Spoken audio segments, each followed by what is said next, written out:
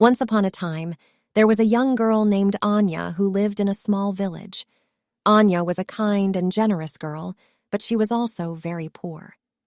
One day, Anya was walking through the forest when she came across a lost baby bird.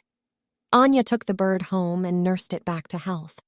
The bird was so grateful that it gave Anya a magical feather. The feather had the power to grant any wish. Anya was overjoyed. She could now use the feather to help her family and friends. She wished for a new house for her family, food for the hungry, and medicine for the sick. Anya's wishes were granted, and she became a kind and generous queen. She used her power to help others, and she made the world a better place. The moral of the story is that kindness and generosity are rewarded. Anya was rewarded for her kindness with the magical feather. She used the feather to help others, and she made the world a better place. Thank you for watching. Please don't forget to subscribe, follow, like and share. Thank you.